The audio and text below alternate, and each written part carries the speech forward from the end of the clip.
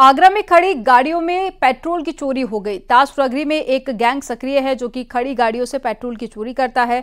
चोरी का video social media पर सामने आया। न्यूज़ 18 इस वीडियो की हालांकि पुष्टि नहीं करता। थाना इत्मादुल्ला क्षेत्र का ये मामला है। पुलिस ने मामला दर्ज करते हुए पूरे मामले को लेकर जांच पड़ताल शुरू कर दी है।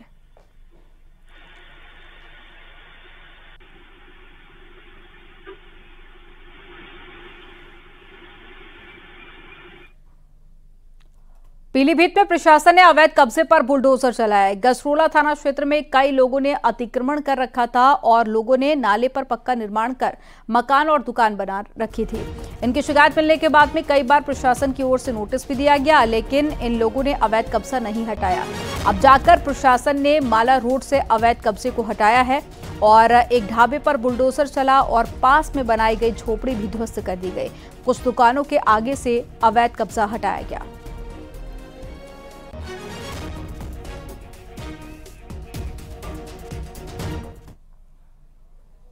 जौनपुर के जलालपुर थाना क्षेत्र में एक शख्स की पीट-पीटकर हत्या करने का आरोप लगा है और बताया जा रहा है कि शख्स चाउमीन खरीदने आया था और उसी दौरान नशे में धुत लोगों से कहासुनी हो गई, जिसके बाद में शख्स की हत्या कर दी गई। पुलिस ने केस दर्ज कर फरार आरोपियों की तलाश शुरू कर दी है। पुलिस ने कुछ लोगों को हिरासत में लिया है।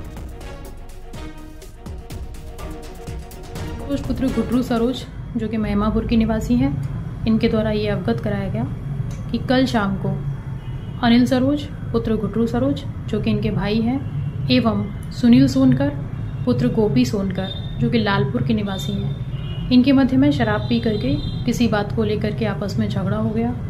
झगड़े एवं विवाद के दौरान इनके भाई अनिल सरोज के सर में चोटें आईं। अनिल सरोज को तत्काल स्थानीय प्राइवेट अस्पताल में भर्ती कराया गया, जहां से इनको जौनपुर अस्पताल के लिए रेफर कर दिया गया। उन्नाव में हमले में घायल किसान की इलाज के दौरान मौत हो गई। नाराज परिवार वाले शव लेकर एसपी ऑफिस पहुंचे और आरोपियों की गिरफ्तारी की मांग की। मुआवजे को लेकर भी हंगामा किया। एसडीएम के समझाने के बाद में परिवार वालों ने शव का अंतिम संस्कार किया। पुलिस के मुताबिक 3 आरोपियों को पहले ही गिरफ्तार किया जा चुका है। जल्द ही बाकी आरोपियों को गिरफ्तार कर लिया जाएगा। आपको बता दें कि बीते 13 जून को किसान पर कुल्हाड़ी से हमला कर दिया गया था, जिससे किसान गंभीर रूप से घायल हो गया था।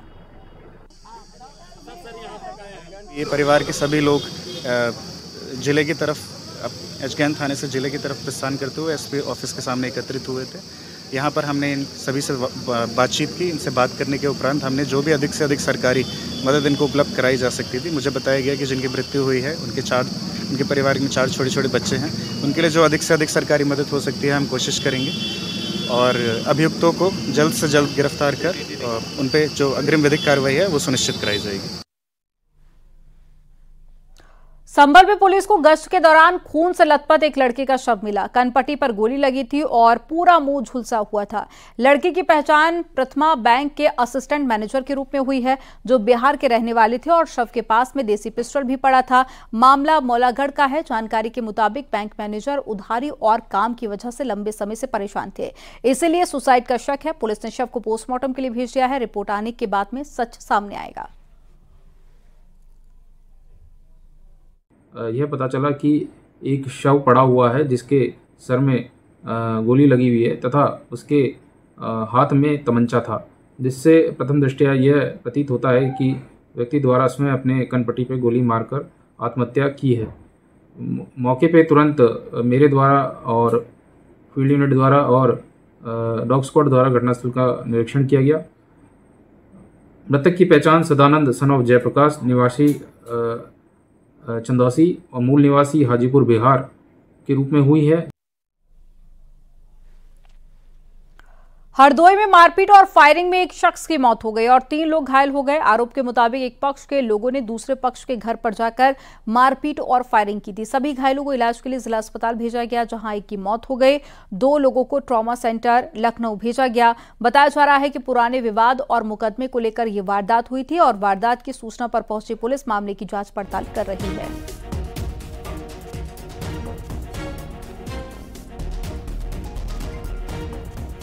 रंजिश को लेके रिजवान अपने साथियों के साथ अमन के घर पे गए और वहाँ पर उनके परिवारों के साथ मारपीट वाद किया और जाते से फायरिंग घटना घटित हुई है।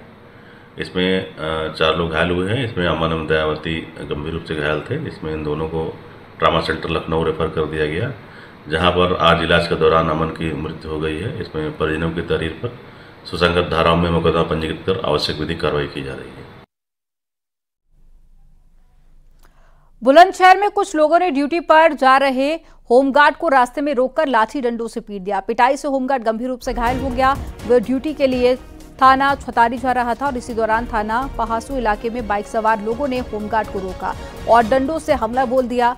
घायल होमगार्ड को इलाज के लिए अस्पताल में भर्ती कराया गया है। पीड़ित होमगार्ड ने पहासू थाने में लिखित शिकायत दर्ज की है और शिकायत के आधार पर पुलिस पूरे मामले की जांच पड़ताल कर रही है।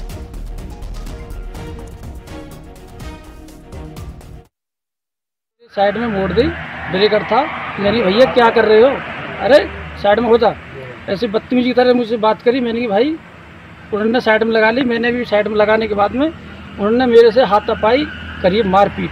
और पुलिस वालों को बहुत मारते हैं। और ये कौन है, एक फौजी था, पता ना हरिंदर फौजी था कोई, जीराजपुर का बता रहे हैं। और अपाची गाड़ी थी, मेरी स्कूटरी की चाबी लेके भाग गए और उनकी अपाची वहीं रह गई। मतलब तेल नहीं था, क्या था, चाबी गिर गई मारपीट में। थाना पहासू क्षेत्र में ग्राम भैयापुर के पास इनके साथ 3 व्यक्तियों के द्वारा मारपीट एवं अभद्रता की गई, जिसके संबंध में थाना पहासू पर पीड़ित से तहरीर प्राप्त कर सुसंगत धाराओं में अभियोग पंजीकृत कर लिया गया है। खबर देवरिया जिले से है, जहां पर पुलिस ने 25,000 के इनामी बदमाश को गिरफ्तार कर लिया। तार बाबू नाम का बदमाश, जिसे चिनैती और लूटपाट के आरोप में गिरफ्तार किया गया है। पुलिस ने उसके ऊपर 25,000 रुपए का इनाम भी लगाया है और उसके ऊपर कई थाना क्षेत्र में 35 मुकदमे दर्ज हैं।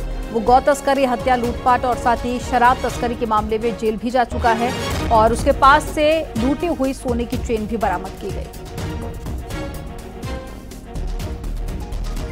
के थाना बनकटा पुलिस एवं एसटीएफ लखनऊ की संयुक्त टीम द्वारा जनपद देवरिया से वांछित चल रहे तो 25,000 रुपये के इनामी अभियुक्त तार बाबू यादव को गिरफ्तार करते हुए उसके द्वारा लूटी गई सोने की चैन को बरामद कर नियमानुसार कार्रवाई की जा रही है। और कानपुर में 25,000 का इनामी बदमाश मोहम्मद तारिक को पुलिस ने गिरफ्तार कर लिया है। गिरफ्तार बदमाश वाहनों की चोरी कर लूटपाट की घटनाओं को अंजाम देता था। 10 जून को वारदात को अंजाम देने के बाद में फरार चल रहा था बदमाश।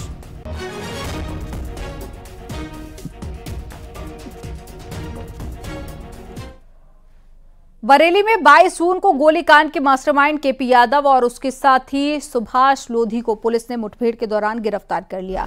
दोनों बदमाशों के पैर में गोली लगी है और उनके पास से एक तमंचा और एक कार भी बरामद की गई। दोनों बदमाशों पर गंभीर धाराओं में एक दर्जन केस दर्ज है। पुलिस ने दोनों बदमाशों को थाना इज्जत नगर इलाके से गिरफ्तार किया।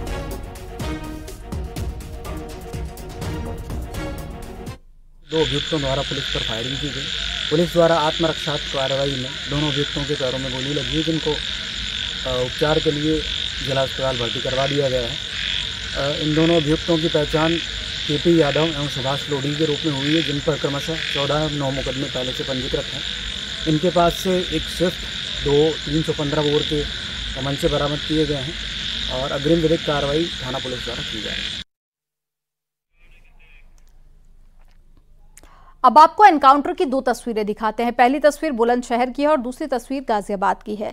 बुलंदशहर में एनकाउंटर में इनामी गौ तस्कर शाहरुख को पुलिस ने गिरफ्तार कर लिया। बदमाश के 3 साथी फरार हो गए। और गाजियाबाद में एनकाउंटर में पुलिस ने शातिर बदमाश आशीष को गिरफ्तार किया है। एनकाउंटर में बदमाश को गोली लगी और बदमाश के कब्जे से चोरी की बाइक, अवैध असला बरामद की गई। शालीमार गार्डन इलाके में एनकाउंटर हुआ।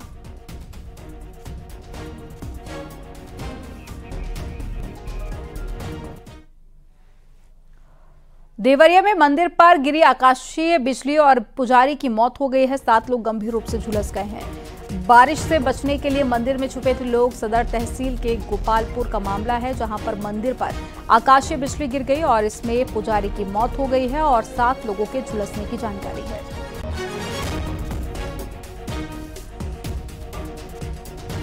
और साथ ही संत कबीर नगर में भी आकाशीय बिजली का कहर देखा गया। आकाशीय बिजली गिर गई और इस हादसे में 1 की मौत हो गई, जबकि 4 लोग गंभीर रूप से घायल हो गए। घटना दुधारा थाना क्षेत्र की है, जबकि कासगंज में भी आकाशीय बिजली का कहर दिखा। बिजली गिरने से जमीन से पानी की धार फूटने लगी, जिसकी वजह से आसपास जल भराव हो गया। ये घटना कोतवाली सदर क्षेत्र के डोराई गांव की है।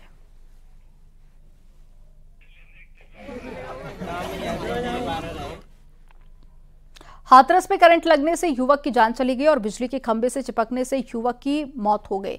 घटना सिकंदरा राव कोतवाली क्षेत्र की है, जहां पर बारिश के मौसम में बिजली के पोलों में फॉल्ट हो रहा था, जिसकी वजह से यह हादसा हुआ। मृतक का नाम अनिल है, जो जरीनपुर का रहने वाला है।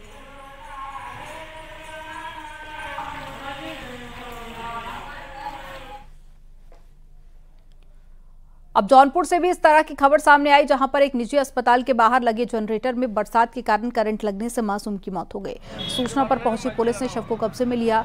मामला शाहगंज कोतवाली क्षेत्र के आजमगढ़ रोड का है।